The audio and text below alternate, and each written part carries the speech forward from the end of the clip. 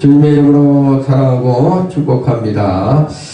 자, 오늘은 누가복음 15장 11절에서 32절의 말씀을 통해서 나는 과연 하나님 앞에서 합당한 자녀인가? 라는 제목으로 여러분과 함께 은혜를 나눌까 합니다. 여러분, 신앙생활을 하다 보면 자주 부딪힌 것들이 있어요.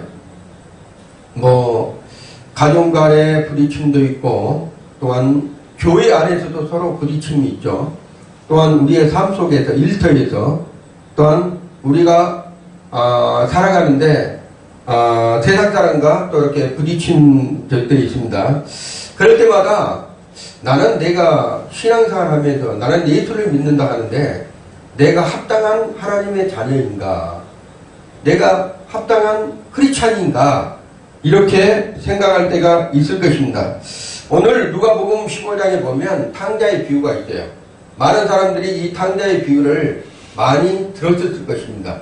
그렇지만 오늘 제가 이 탕자의 비유를 통해서 여러분에게 전달하고 싶은 것은 과연 내가 합당한 하나님의 자녀로 살고 있는가?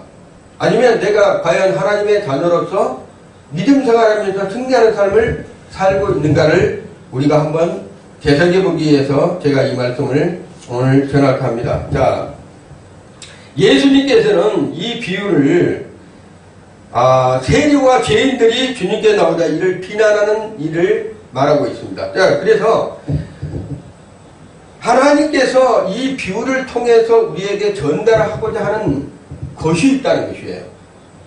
이 비유 속에는 우리가 깨닫는 어떤 큰 비밀이 있는데 그 비밀을 우리가 이 말씀을 통해서 찾아내야 된다는 것이에요. 말씀을 읽는다고 그런 말씀 문자대로 읽는 것이 중요한 것이 아니고 그 속에 나하고 적용된 것이 무엇이 있는가? 아니면 나와의 관계에서 똑같은 다른 사람이 어떤 신앙으로 이 말씀을 깨닫고 있는가? 이것도 중요하다는 것입니다. 하나님을 떠난 사람은 현실 속에서 어떤 모습으로 살아갈 수밖에 없는 것을 오늘 본문을 통해서 말씀하시고 계셔요. 하나님을 떠난 사람의 모습, 그리고 하나님을 떠나면 어떤 존재로서 남을 수밖에 없는지를 본문을 통해서 절실히 말하고 있는 것을 볼 수 있습니다. 자, 하나님은 지금도 우리를 기다리신다는 것.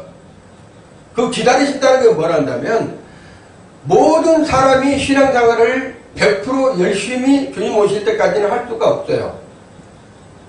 어떤 사람이 열심히 할 수는 있겠죠. 그렇지만 각자의 믿음이 다르기 때문에 어떤 사람이 열심히 한다 하지만 그래도 소원함이 있어서 믿음 생활하면서 잡심 또 이게 세상으로 갔던 사람들도 있을 것입니다. 그렇지만 주님은 그 사람들을 예멸하지 않는다는 것이에요. 여전히 사랑은 똑같이 우리 주님은 여전히 사랑이 그들에게 공급되고 있다는 것을 알아야 돼요. 그런데 내가 떠나면 주님도 나를 멀리 할 것이야 이런 생각을 갖는 사람들이 있다는 것입니다. 아버지의 마음은 떠난 자녀를 생각하는 그 기다림. 아버지의 마음은요, 자식이 떠났을 때 그 자녀가 떠났을 때부터 기다리는 그 마음은 우리가 상상 외에 우리가 인간적인 부모도 그렇죠. 자식이 떠나면 얼마나 슬픕니까? 근데 하나님은 그 인간의 부모보다도 더 상심한 마음으로 사랑하는 마음으로 그를 기다린다는 거예요. 무조건적인 용서와 무조건적인 사랑입니다. 하나님은. 그래서 우리가 하나님의 그 사랑을 우리 인간의 생각과 방법으로는 도무지 깨달을 수 없고 알 수도 없다는 것이에요. 그러면 첫 번째로 집을 떠난 아들의 모습은 어떤 것인가 라는 것이에요. 아버지 집을 떠난 아들의 모습은 어떤 것인가? 자, 아버지 집을 떠난 아들의 모습은 인간의 죄성의 모습입니다. 인간의 죄성의 모습. 그러니까는 아버지를 떠난 모습에 비춰주는 인간의 모습은 죄의 어떤 속성이라는 거죠. 죄의 어떤 묶임으로써 살아갈 수밖에 없다는 것입니다. 자, 오늘 본문에 보면 아버지 재산 중에서 내게 더러운 분깃을 가지고 둘째 아들은 떠났다고 얘기했습니다. 자, 이것은 뭐라 한다면 아버지 내 유산, 아버지가 가지고 있는 재산에서 내게 있는 재산을 내게 분깃을 주세요. 그런데 이런 것은 우리가 현실적으로 살면서도 부모와 자식들, 지금 육신의 삶 속에서도 그런 것은 비일비재하죠. 있죠. 그렇지만 영적으로서는 이건 무슨 얘기를 한다면요. 당시 그 문화에서는 아버지가 살아있을 때 유산을 요구하면, 그러니까 아버지가 살아계실 때 유산을 요구하면, 자, 아버지는 더 이상 내 인생, 내 삶 속에는 필요가 없습니다 뜻이에요. 아버지는 더 이상 내 인생에, 내가 살아가는 인생에 더 이상 이제는 필요가 없습니다. 이런 뜻을 지니고 있다는 거예요. 그 문화, 그때 이스라엘의 그 문화에서는 그렇다는 것이에요. 나는 아버지 없이도 내 스스로 얼마든지 잘 살 수 있습니다. 이런 뜻을 가지고 있습니다. 이제는 내 인생이니 간섭하지 마십시오. 이런 뜻을 가지고 있다. 이런 것을 말하고 있습니다. 그래서 어떻게 보면 내 분깃을, 아버지가 살아계실 때 내 분깃을 달라고 한 것은 뭐라 한다면 그 인간성의 죄의 본질을 나타내고 있는 거예요. 우리 인간의 속에, 내면 속에 있는 죄의 본질을 드러내고 있다. 자, 죄란 단순히 어떤 나쁜 행동을 하는 것이 아니에요. 죄의 본질은 하나님을 떠나는 것이에요. 아버지를 떠나는 것이라는 거예요. 하나님을 인정하지 않는 것이에요. 하나님을 이제는 내가 아버지 집에 있어야지만 내가 편하고 모든 것을 만족하고 즐길 수가 있는데, 아버지를 떠난다는 것은 곧 뭐라 한다면 하나님을 인정하지 않는다는 것. 또한 뭐라 한다면 내 뜻대로 살겠으니까 이제는 아버지는 주관하지 말고 고민하지 마세요. 교만함이라는 게요. 교만함. 죄의 본질을 그러면 세 단락으로 제가 한번 나눠봤어요. 자, 하나님 없이 살고 싶은 인간의 욕망입니다. 사람들은요, 하나님의 뭔가가 주관하고 자기 일을 주관하고 자기를 이렇게 구속하려고 하는 자체를 싫어합니다. 그래서 뭐라 한다면 하나님 없이 살고 싶은 거예요. 뭔가 자기를 구속하는 것이 없이 살고 싶은 욕망이 있는 거예요. 그래서 둘째 아들은 아버지를 떠날 때 먼 나라로 갔다는 거예요. 가까운 데 간 것이 아니라 먼 나라, 다른 나라로 그냥 간 거예요. 아버지가 자기를 가까운 데 있으면 찾아와서 구속하고 찾아와서 뭘 얘기할까봐 그냥 다른 나라로 그냥 간 거예요. 먼 나라로. 원래 집이라는 것은요, 안정과 사랑과 공급의 자리입니다. 집이라는 것은 그게 안전하고 그 다음에 사랑하고 가족끼리 그 다음에 공급의 자리예요. 그 안에는.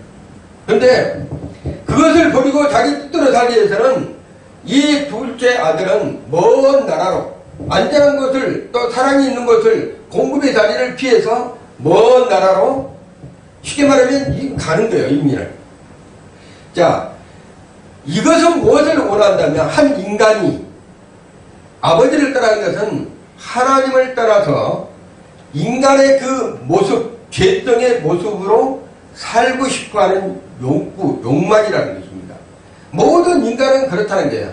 그래서 예전에서부터 하나님의 계획의 선악과를 따먹고 자기 멋대로 자기 생각대로 자기 뜻대로 하고 싶은 그러한 인간적인 욕구가 들어올 수밖에 없었다는 거예요. 창세기에 보면 아담과 하와가 선악과를 따먹고도 하나님처럼 되고 싶은 거예요. 하나님처럼. 그러니까 뭐라 한다면 아버지 없어도 살 수 있다는 것은 뭐라 한다면 내가 아버지처럼 살고 싶은 거야. 둘째 아들이. 아버지 집에서 살고 싶다는 것은 아니고 아버지 집에서 떠나도 내가 아버지처럼 내가 살고 싶다. 죄의 본질이라는 얘기입니다. 자, 우리의 삶 속에서 내가 주인 되어서 살고 싶다는 욕구와 욕망이 우리가 살아가는 인생에서 날마다 올라오죠. 아니, 내가 스스로 사는데 누가 나를 괴롭게 하고 누가 나를 지배하려고 한다면 거부감이 느끼잖아요. 그렇듯이 인간의 욕망이 그렇다는 것입니다. 둘째로 방탕한 삶의 결과는 죄는 반드시 파괴를 낳는다. 방탕하는 삶의 결과는 죄는 반드시 파괴를 낳는다. 자, 아들은 아버지의 재산을 허랑방탕하게 다 써버렸다고 그랬어요. 오늘 본문에 보면 아버지 분깃을 가지고 가가지고 아버지의 분깃이 있습니다. 아버지의 영적인 공급이 있습니다. 아버지가 주시는 사랑이 있습니다. 아버지가 주시는 물질이 있습니다. 아버지가 주시는 영적인 은사들이 있습니다. 이 모든 것들을 다 버려버린 것이에요. 그래서 돈과 쾌락과 자기 즐거움에 빠졌지만 그것이 오래 갈 줄 알고 생각을 했는데 오래 가지를 못했다는 것입니다. 결국 그는 아무것도 남지 않는 그러한 빈털터리가 되고 말았대요. 자, 그런데 죄는 처음에는 달콤합니다. 죄의 속성은 처음에는 달콤하게 사람한테 우리에게 접근해 온다는 것이야. 하지만 결국은 우리의 영혼을 한패케 하고 삶을 파괴한다는 것. 우리의 영혼을 한패케 하고 삶을 파괴한다는 것이에요. 에레미야 2장 13절의 말씀에 중요한 말씀이 있습니다. 에레미야 2장 13절의 말씀에 이런 말씀이요. 내 백성이 두 가지 악을 행하였나니, 두 가지 악을 행했다는 거예요. 곧 생수의 근원되는 나를 버린 것과 생수의 근원 되시는 하나님을 버린 것과 스스로 웅덩이를 판 것인데 그것은 물을 저축하지 못한 터진 웅덩이다. 생수를 저축하지 못한 터진 웅덩이라. 허랑방탕하게 사는 인생의 모습을 말씀하고 있는 것입니다. 하나님을 떠난 인생은 생수의 근원을 떠난 것과 같이 결국 목마름과 허무함뿐만 남는다는 것을 말씀하고 있는 것이에요. 자, 세 번째로 굶주림과 대지치는 자리는 하나님 없는 인생의 비참함이에요. 자, 이 둘째 아들이 이제 대지치는 자리로 갔잖아요. 대지치는 곳에서 지연 열매를 먹고 하나님을 떠난 인생의 비참함.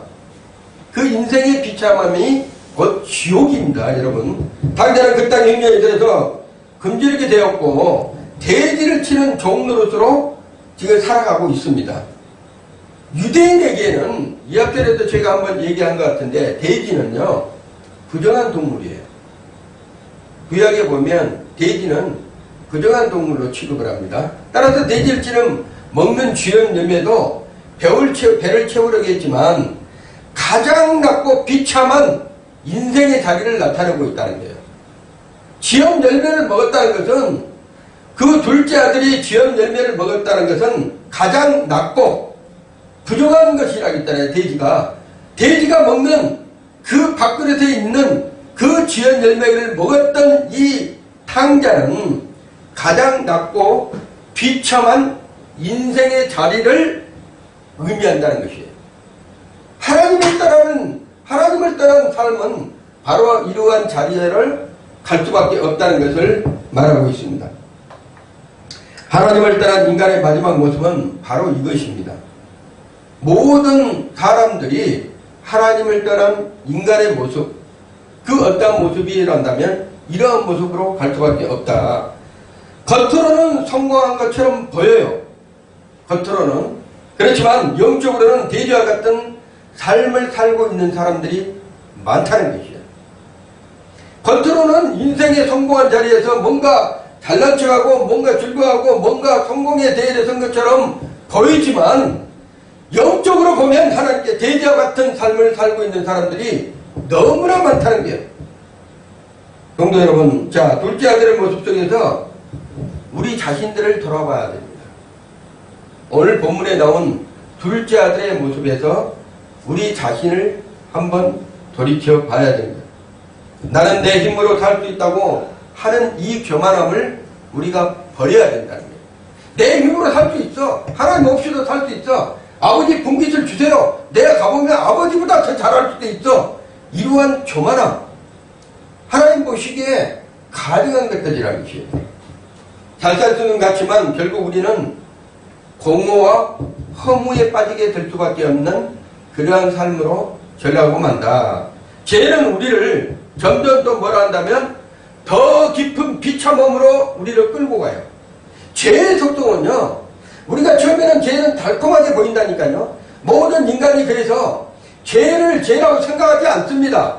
죄의 달콤함에 빠져서 살다 보면 그 비참한 자리가 이제는 헤어나올 수 없는 그러한 자리로 갈 수밖에 없다는 것을 말하고 있는 것입니다. 이 둘째 아들의 탕자의 모습에 방탕의 모습을 보면서 우리를 기억해야 되는 것이 뭐란다면 이것이 끝이 아니라 그 모습이 끝이 아니다는 것입니다. 자, 둘째로 아버지께 돌아오기를 결심한 아들의 모습이에요.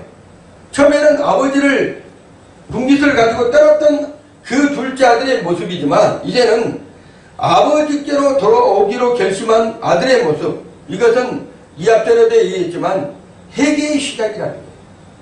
회개의 시작. 자, 둘째 아들은 아버지를 따라서 모든 것을 잃고 결국 대지치는 비참한 자리까지 갔어요. 그러나 바로 그 자리에서 놀라운 전환점이 있다는 것입니다. 그것은 우리가 주는 것이 하나님의 사랑의 증표예요. 하나님께서 깨닫게 하는 거예요. 하나님께서 알게 하는 거예요. 하나님의 사랑이 그에게 전달되는 거예요. 그래서 그 전달을 됨으로써 그가 깨닫고 회개할 수 있는 은혜를 얻은 겁니다. 여기서 보면 말한다면 이에 스스로 돌이켜 이르되 내 아버지에게는 양식이 풍족한 풀분이 얼마나 많은가. 나는 여기서 줄여 죽는구나. 내가 일어나 아버지께 가서 이르기를 아버지 내가 하늘과 아버지께 죄를 얻었사오니. 참된 회개가 여기서 드러난 것입니다. 내가 회개만 하고 그 자리에 있으면 이거는 회개가 아니에요. 내가 아버지께 죄를 고백했다면 돌이키는 전환점이 있어야 된다는 거예요. 돌아가는 그 행동이 있어야 된다는 것이에요. 그런데 한국교회는 입으로는 회개를 많이 해요. 입으로는 회개를 많이 합니다. 그렇지만 행동이 뒤따르지 않는다는 거예요. 결국은 그것은 회개가 아니라는 것입니다.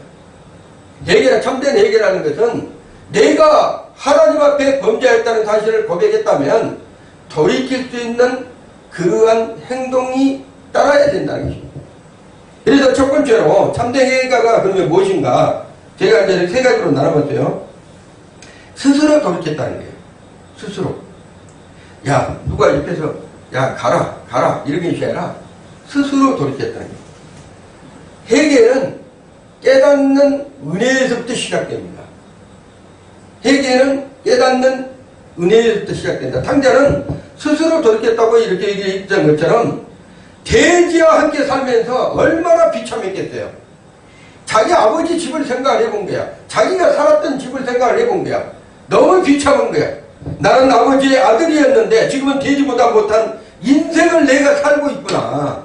내 아버지 집에서 내가 뭘 안 해도 풍성하게 누리며 살았는데 이제는 내가 돼지우리에서 비참하게 지금 내가 살고 있구나.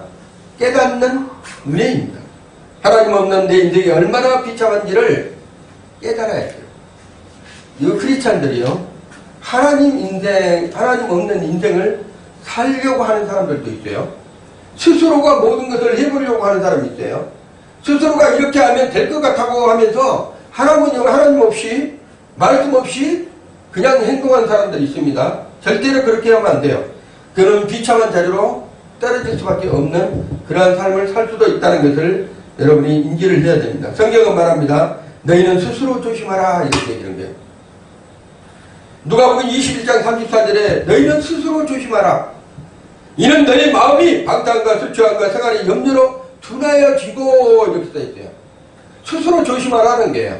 왜 그러냐면 너희 마음이라고 했어요. 너희 마음이 방탕과 술 취함과 생활의 염려로 둔하여진다는 거예요. 여러분이 날마다 생활의 염려 있잖아요. 이것이 믿음이 둔해지게 만든다는 것이에요. 아버지를 떠나는 그런 방탕한 인생으로 전락할 수도 있다는 것을 말하고 있는 것입니다. 자, 두 번째로 아버지를 기억해야만 은혜의 자리로 향하는 것이에요. 아버지를 기억해야지만 내가 아버지 집이 기억해야지만 내가 돌아갈 수 있는 힘이 원동력이 생긴다는 것이에요. 탕자는 아버지를 기억했으면 내 아버지 집에는 풍족한 양식이 있건만 나는 여기서 줄여 죽는구나 이렇게 말하고 있는 것이에요. 이 말은 단순히 배고픔이 때문이 아닙니다. 이 아들이 배고파서 이 말을 하는 것이 아니라는 거예요. 그의 마음에 아버지 집이 그리워졌다는 뜻입니다. 아버지 품, 그 아버지 품이 그리워졌다는 것이에요.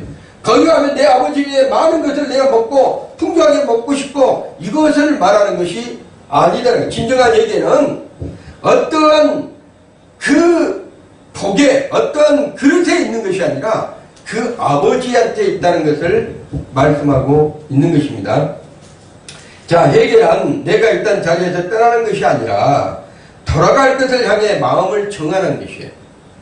돌아갈 것을 향해서 내 마음을 정하는 것입니다.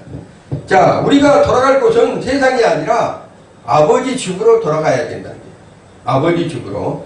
하나님은 은혜에 충만하시고 우리가 풍족하게 먹이시다는 분들을 우리가 생각하지만 내가 아버지 집이 그리워서 가는 사람들이 거의 없다는 거예요. 뭐를 얻으려고?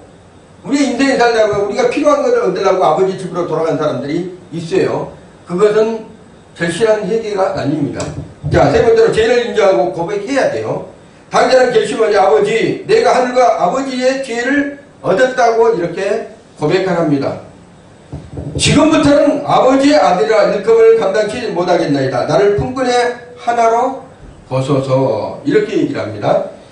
자, 참된 회개는 세 가지 요소를 말하고 있어요. 세 가지 요소. 이거 중요해요. 참된 회개가. 첫째, 죄 고백이에요. 참된 회개는 내가 죄를 지었다는 것이에요. 이거를 누가 인정하고 있어요? 지금 아들이 인정하고 있다는 거예요. 죄 고백에서. 그 다음에 겸손한 마음이에요. 아까는 교만한 마음은 아버지 분깃을 주라. 내가 아버지보다 더 할 수 있어. 아버지보다 내가 잘 살 수 있어. 이러한 교만한 마음이 있었는데 이제는 겸손한 마음으로 돌아가는데 뭐라고 한다면 아버지의 아들이라 일컬음을 감당치 못하겠나이다. 이게 겸손한 마음이에요. 나는 이제 아버지의 아들이라도 내가 일컬음을 감당치 못하겠나이다. 이런 마음. 자, 변화와의 결단. 세 번째. 변화의 결단. 나는 품꾼의 하나로 쓰소서. 이제는 아들이라 하지 말고 아버지 집에 품꾼이 있잖아요. 종들이 있잖아요. 그런 사람을 이 아들을 쓰소서. 이런 부분으로 해야지만 진정한 뭐예요? 참된 회개라 할 수가 있다는 것입니다. 그리고 참된 회개는 변명을 하지 않는 것입니다. 아버지, 나는 이렇게 좀 했는데요. 아버지, 내 이렇게 살 수밖에 없어요. 그래서 내가 죄를 회개합니다. 변명해서는 안 된다는 거예요. 오직 죄를 인정하고 아버지 앞에 낮아지는 마음, 진정한 마음이 있어야 된다는 거예요. 자, 혹시 내 뜻대로 살고자 하는 마음이 있다면 그거는 아버지 앞에, 자, 하나님 앞에 세상으로 즐거움을 더하고자 하는 그런 마음이라는 거예요. 세상으로도 즐거움을 누리고자 하는 그런 마음이. 교만한 자기의 의로움을 속히 내려버리고 진정으로 하나님 앞에 참된 회개로 돌이키면 하나님께서 우리에게 뭐를 주셔요? 온전한 사랑으로 안아주신다는 것이에요. 자, 우리 인생들은요, 어떻게 보면 하나님께서 우리에게 날마다 공급해준 사랑으로 지금도 살아가고 있습니다. 근데 그 사랑을 우리는 모르는 거예요. 예, 아버지 집에 있기 때문에. 나중에 제가 이제 말씀해 드리겠지만, 첫째 아들에 대해서 내가 얘기를 하겠지만, 우리는 아버지 집에 있기 때문에 아버지가 기도한지를 모르고 살아간 사람들이 많아요. 그것도 교만함입니다. 우리는 아버지 집안에 있어요, 지금. 아버지 집안에 있는데, 탐자처럼 멀리 간 사람들도 있겠지만, 더욱이 이제 오고 있는 사람도 있겠지만, 실은 우리 아버지 집에 있는 사람들도 어떻게 살아가야 되는지를 제가 이제 말씀을 드리겠어요. 자, 셋째로, 달려 나오시는 아버지의 모습은 하나님의 은혜의 용서의 모습이에요. 달려 나오는 아버지의 모습 있잖아요. 그 모습은 하나님 아버지의 은혜의 용서의 모습이다. 자, 그러면 누가복음 15장 20절의 말씀을 보면 이런 말씀이에요. 이에 일어나서 아버지께로 돌아가니라. 아직도 거리가 먼데 아버지가 그를 보고 측은히 여기에 달려가 목을 안고 입을 맞추니 이렇게 써 있습니다. 자, 여기서 아버지 하나님의 사랑과 은혜를 깊이 생각을 해봐도요. 아버지 하나님의 사랑과 그 은혜가 무엇인지를 깊이 생각해봐. 첫 번째로 아버지는 거리가 먼다고 그랬어요. 기다리는 그 아버지의 마음을 읽어야 됩니다. 아버지의 마음을 읽어야 된다는 거예요. 상거가 먼다는 것은 아직도 거리가 멀고 있었다는 거예요. 아직도 저기 보이지 않는 그 모습이었지만 아버지는 그 아들은 아버지를 보지를 못했어요. 그렇지만 그 아버지는 그 아들을 보고 달려가는 거예요. 달려가. 이게 놀라운 것입니다. 내게 회개의 자리에서 돌이켜서 아버지 품으로 가잖아요. 그러면 나는 내가 회개를 했다고 해서 나는 내 마음은 어디에 있어요? 지금도 내가 회개를 했지만 아버지가 나를 받아줄까? 아버지가 나를 용서해 줄까? 하면서 나는 내 마음은 어떤 마음이란다면 아직도 아버지가 용서하지 않는 마음이 있겠다 생각하고 그 측은한 마음으로 이 아들이 생각을 해보세요. 이 아들이 즐거운 마음으로 고향으로 가겠습니까? 어찌하겠든 뭔가 완전 낙심한 모습으로 이렇게 가게 있지 않겠어요? 근데 놀라운 것은 그 아버지는 그 아들은 측은한 마음으로 아주 고통의 마음으로 이렇게 걸어가고 있는데 그 아버지는 달려오는 마음이에요. 하나님의 사랑은 달려오는 마음입니다. 그러면 그 사랑을 여러분이 한번 생각을 해봐야 돼요. 아버지 사랑은 달려오는 마음이고 아들의 마음은 회개의 자리에서 돌이켜서 아버지 집으로 가는 그 마음. 이 마음을 여러분이 읽어내야 됩니다. 성경에서. 자, 아버지는 멀리서부터 아들을 알아봤어요. 그 아들이 내 아들이구나. 저 아들이 회개하고 돌아오는구나.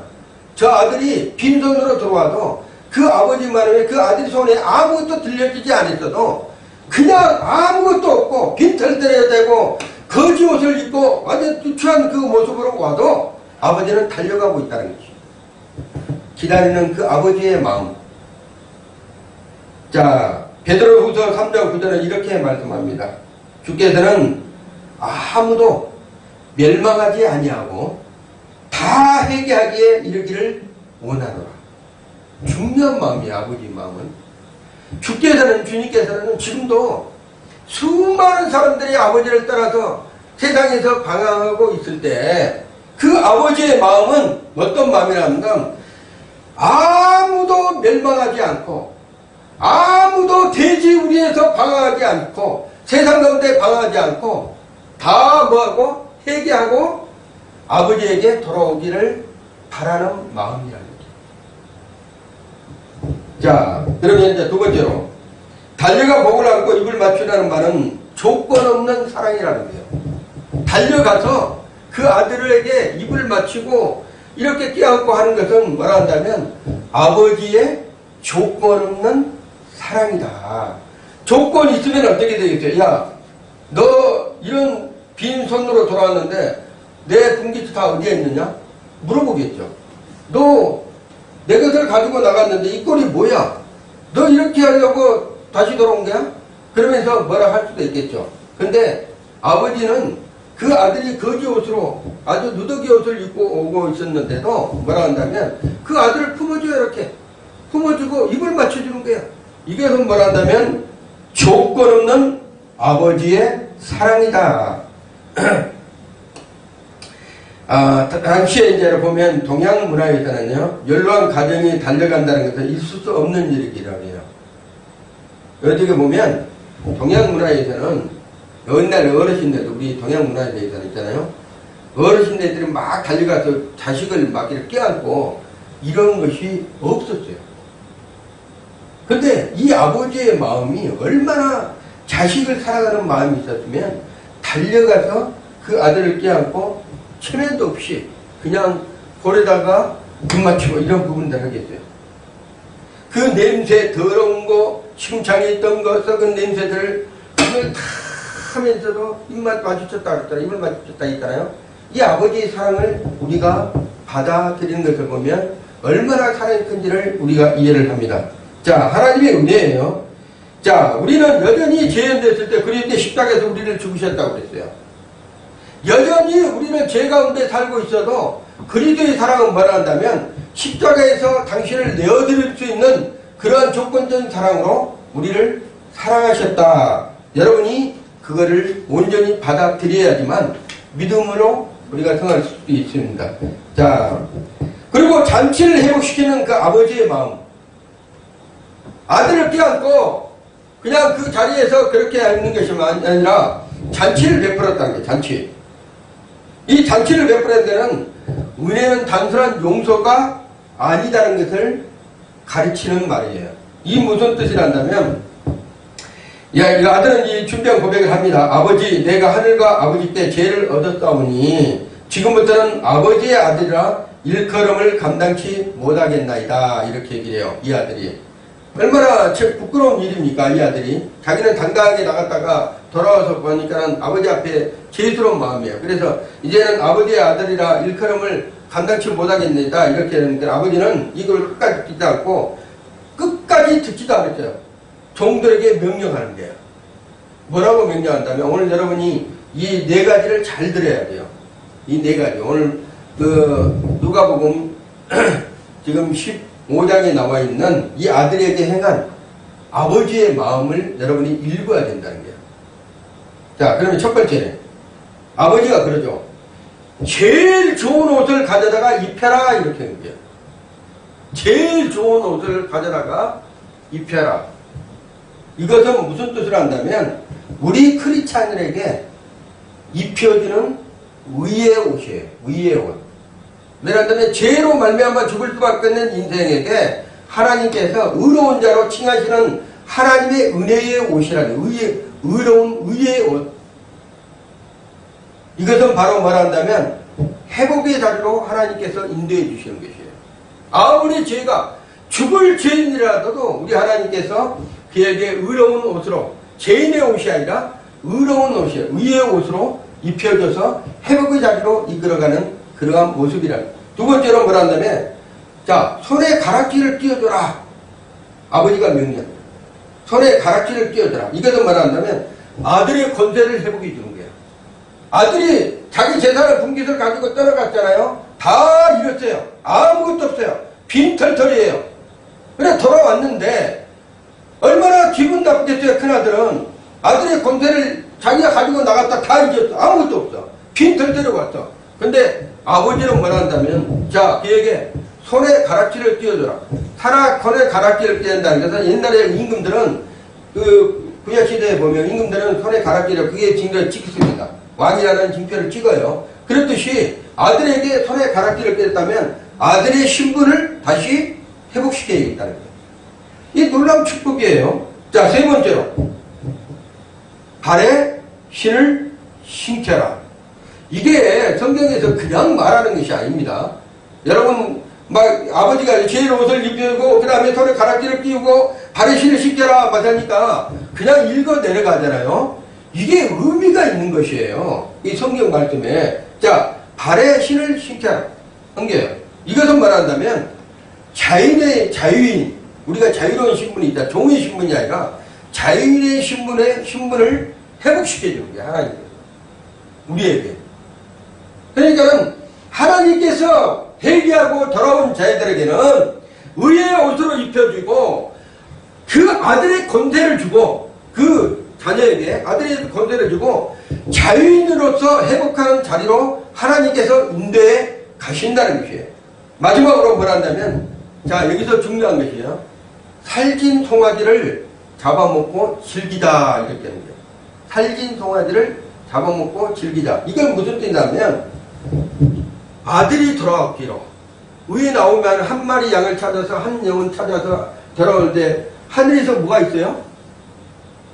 뭐가 있대요? 잔치가 있잖아요. 잔치. 기쁨의 잔치를 가리키는 거예요. 그 영혼이 세상으로 갔다가 돌아오면 하늘에서는 잔치가 벌어지는 거야. 잔치가. 교회 안에서도 그러잖아요. 세상으로 돌아갔다가 아주 이렇게 오면 받아들여서 그 안에서 우리가 찬양도 해드리고 서로에게 기쁨을 주고 눈물로 회개하고 돌아오면 그들에게 안아주듯이 그러한 모습을 상기하고 있는 것이 누가복음 15장 탕자의 비유입니다. 우리가 그저 생각할 것이 아니고 깊이 생각을 해야 합니다. 그 안에 하나님의 뜻이 무엇이 있는지를 깊이 생각을 해야 될 줄을 믿습니다.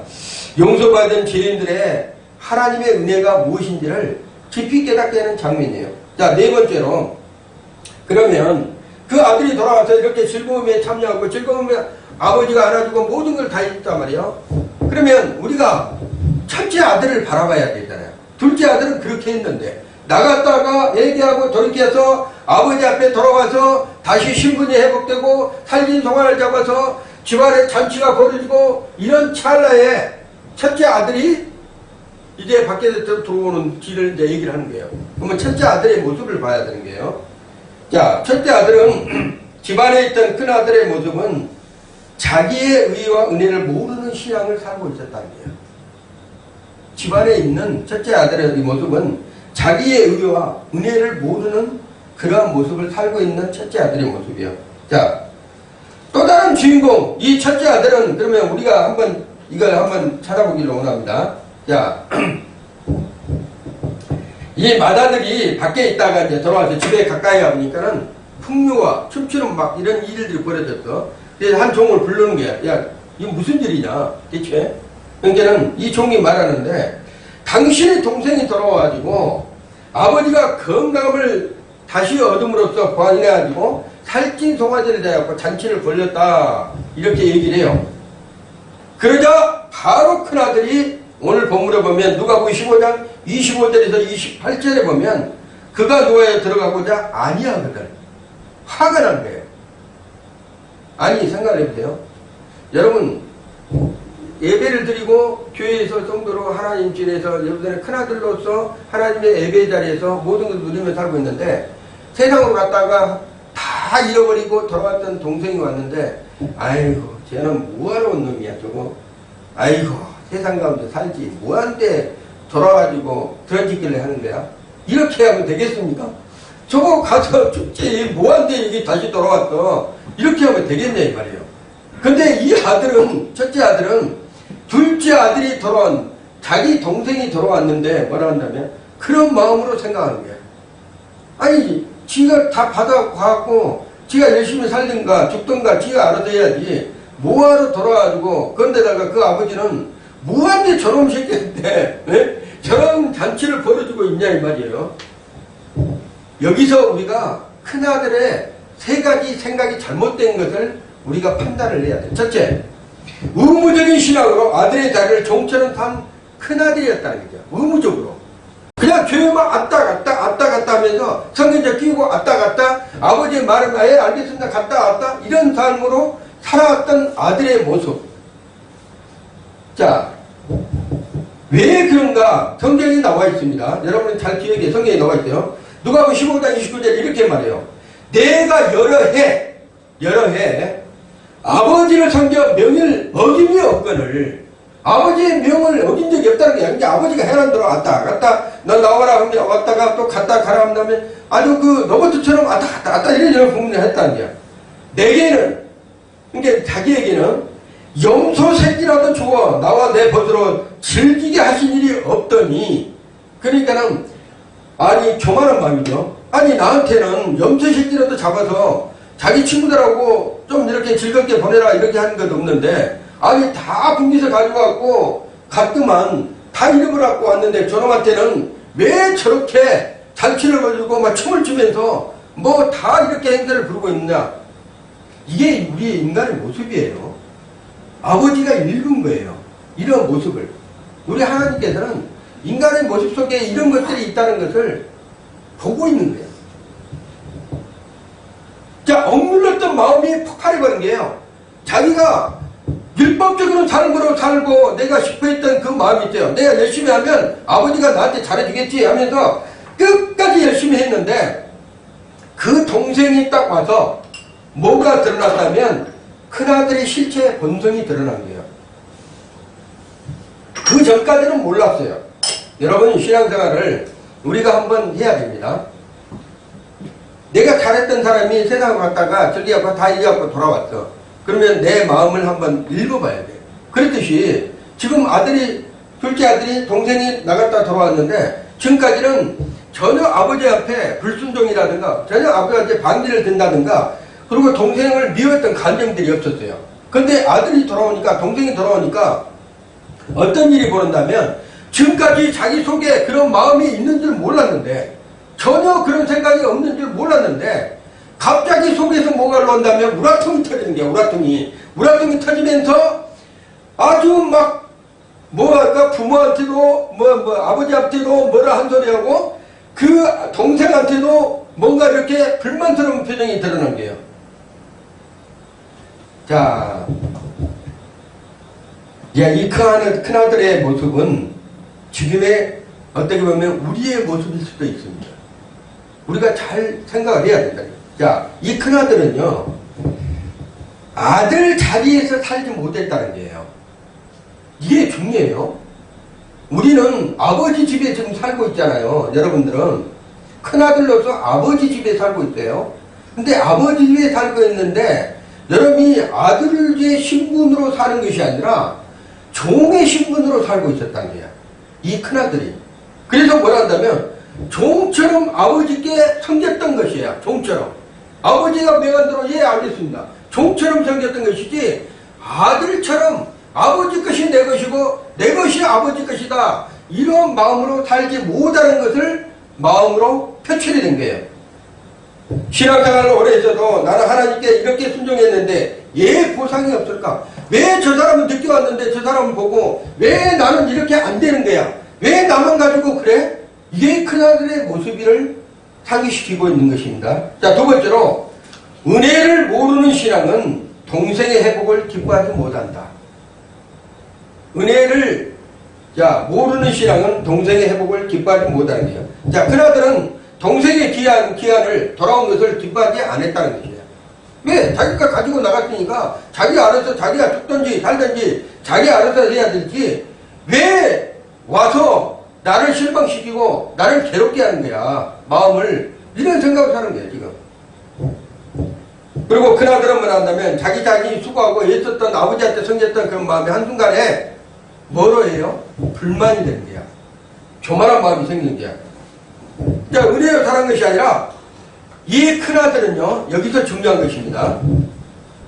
하나님의 아버지의 은혜 안에서 사는 것이 아니라 자기 의로 사는 거예요. 신앙생활을 자기 의로 하면 안 된다는 거예요. 크리스찬들은 아버지의 은혜로 아버지의 은혜로 살아야 됩니다. 근데 자기 의로 내가 아버지의 이렇게 명제 순종 안 하면 내가 죽을 것 같으니까 내가 해야지. 그리고 내가 이렇게 하면 아버지가 이렇게 해줄 것이야. 이런 자기 의로 살아왔던 교만한 마음이에요. 그리고 은혜를 모르는 신앙은 반드시 비교를 합니다. 그리고 원망을 한다는 거예요. 상대방의 비교를 해요. 저 사람은 저러는데 왜 나는 이럴까? 은혜를 모르는 신앙이 그렇다는 것입니다. 나는 이렇게 기도했는데 왜 저 사람만 응답받는 거야? 그런 사람들 있죠. 나는 이렇게 신앙생활 했는데 나는 이렇게 봉사했는데 왜 저 사람은 아무것도 아는 것처럼 보이는데 왜 저 사람은 저렇게 잘 살고 저렇게 잘하는 것이야? 하나님께서 잘해주는 것이야? 이렇게 생각하는 사람도 있어요. 그리고 나는 신앙생활 오래 믿었는데 갓 이제 온 사람한테 왜 하나님이 저런 사람은 축복을 해줘? 다 이런 것들이 이러한 모습에 들어간다는 거예요. 세 번째로, 자, 그러면 아버지의 마음은 은혜의 본질을 일깨워 주신 것이에요. 아버지의 마음이 은혜의 본질을 일깨워. 큰아들에게 이렇게 말씀합니다. 이 아버지가 큰아들에게 이렇게 얘기한 거예요. 그러니까 이게 중요해요. 지금의 크리스찬들이 이 말씀을 중요시 깊이 묵상해 봐야 됩니다. 얘야, 딱 불러요. 큰아들을 불러갖고. 얘 얘기한다면 큰아들이 지금 앞전에 얘기한 것처럼 그런 불만스러운 마음이 있기 때문에 아버지한테도 불만하고 그 동생한테도 불만스러운 거야. 그러니까는 이 아버지가 불러갖고 얘야, 너는 항상 나와 함께 있지 않냐? 예? 너는 나와 함께 있으면서 지금 내 것이 다 네 것이야. 아버지 것이 내 것이야. 우리가 보면 그랬잖아요. 자, 품꾼을 끄는 사람이, 정한 사람이 아침에 불러가지고 한 달란트를 주던 저녁 5시에 불러가지고 한 달란트를 주던 그 누구의 마음이에요?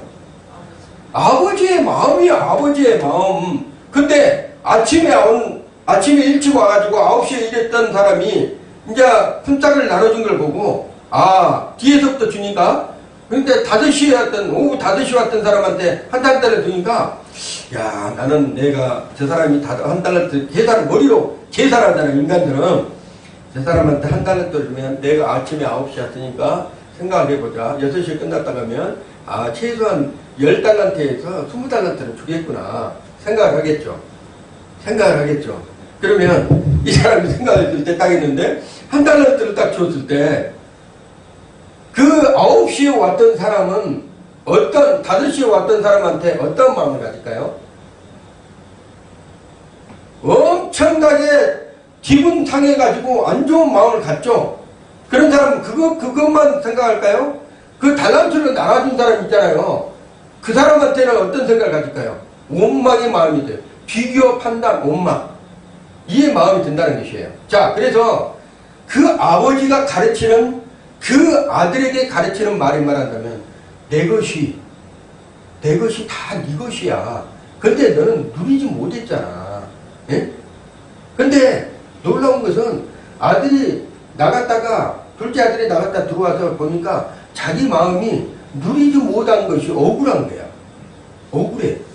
그래서 이제는 저놈 새끼가 내 것을 뺏어간다고 생각하는 거야.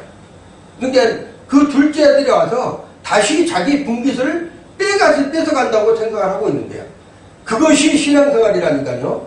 조금 해갖고 교회에서 뭔가 잘하고 열심히 하고 있는 것처럼 보면, 여자가 보면 이제 오신 사람 막 하면 자기 것을 이제 오신 분들은 막 충성해갖고 막 열심히 하잖아요. 막 하는데 기존에 있는 사람들이 딱 보고 뭐라 한다면, 자기 자리를 넘은 것 같아. 자기 자리를 넘은 것 같고 뭔가 조금 불안감이 생기고 비교 판단이 되는 거야. 그리고 저 사람한테는 왜 이럴까? 이런 마음이 생긴다는 거야. 여러분, 오늘 하나님께서 우리에게 누가복음을 들어서 이런 말씀했을 때는 신앙생활의 크리스찬들의 경각심을 울릴 뿐만이 아니라 회개하고 돌아오는 우리의 모습을 읽어주는 마음이에요. 그래서 이런 마음을 우리가 깊이 생각을 해봐야 된다는 것입니다. 그나들은 이미 모든 것을 가진 자였어요. 여러분은 모든 것을 가진 자였단 말이에요. 그런데 돌아오는 사람들에게는 우리가 예매하고 그를 없인 여기면 안 된다는 하나님의 경고의 메시지예요. 그를 사랑해줘라는 것이에요. 왜냐하면 우리는 이미 다 가졌기 때문에 가진 것을 누린 자로 살아가라고 하나님께서 권면하고 있는 것입니다. 하나님의 기쁨은 이런 자를 찾는 데 있다는 것이에요. 이미 찾은 사람에게는 이미 내 것이 네 것이니까 네가 누려라 이렇게 얘기하고 있고, 하나님의 기쁨은 뭐라 한다면 이런 자를 찾아서 그에게 주고자 하는 하나님의 사랑이라는 것을 여러분이 아셔야 합니다. 결론으로 하나님의 마음은 언제나 이런 자를 찾고 회복시키며 함께 기뻐하는 데 있다는 것. 하나님의 마음입니다. 이미 찾은 자들은 내 것을 다 쓰고 있으니까 하나님은 기쁜 거야. 하나님은 기쁜데 돌아오는 그 아들에게는 그 기쁜 마음으로 그를 맞이할 준비를 항상 하나님은 하시고 계시다는 것. 우리는 돌아갈 집이 있습니다. 넘어져 있는 자에게, 실족하는 자에게, 멀어져 있는 자에게는 우리 하나님의 그 사랑은 달려가는 마음이라는 게요. 언제나 지켜보고 안쓰러운 마음이라는 게요. 사랑이 여전히 공급되고 있고 그 사람에게 여전히 꽂혀 있다는 것이에요. 그리고 그에게 가서 모든 것을 다 베풀고 싶은 마음, 기쁜 마음으로 우리 하나님께서는 다가가고 있다는 거예요.